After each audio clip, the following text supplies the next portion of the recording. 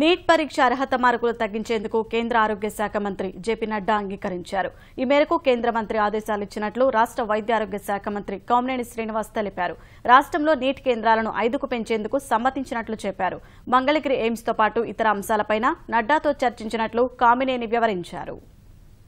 నడ్డా గారిని కలిసి neat post graduation తక్కువ మంది క్వాలిఫై అయ్యారు. ఆ క్వాలిఫై ఎక్కువ మంది అయితే మా కాలేజీలన్నీ ఫిల్అప్ అవుతాయి, నాన్ క్లినికల్ కూడా ఫిల్అప్ అవుతాయి. దాంతో పాటు ఎస్సీ ఎస్టీ పిల్లలకు కూడా ఉపయోగం. అంటే ఫస్ట్ కౌన్సిలింగ్ ముందే పెంచడానికి ఆల్రెడీ మినిస్టర్ గారు ఇన్స్ట్రక్షన్స్ ఇచ్చేశారు. అడిగింది ఒక ఆంధ్రప్రదేశ్, కానీ దేశంలో ఉన్న మిగిలిన 28 రాష్ట్రాలకు కూడా లాభం జరిగింది దీనివల్ల. దాంతో పాటు మనకి పీజీ సీట్లకి entrance exam only Vijayawada and Vizag పెట్టారు. అది రాయలసీమ జిల్లాలకు దూరం అని తిరుపతిలో పెట్టమన్నా, అది కూడా తిరుపతిలో కూడా స్టార్ట్ చేస్తామని చెప్పారు. ఎయిమ్స్ ఉన్నది త్వరలోనే మీటింగ్ పెట్టి మాకు పిలిపిస్తానన్నారు.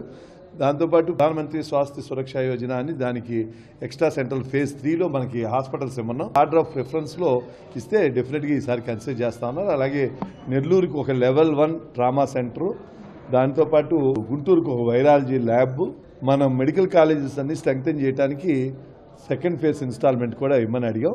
అన్నీ తప్పకుండా రేడియోథెరపీ ట్రీట్మెంట్ కూడా డబ్బులు అడిగితే అన్ని పాజిటివ్ కన్సిడర్ చేస్తామని చెప్పారు. అన్నీ చాలా ఫేవరబుల్గా ఇమీడియట్గా అన్నీ యాక్సెప్ట్ చేశారు. చాలా సంతోషం.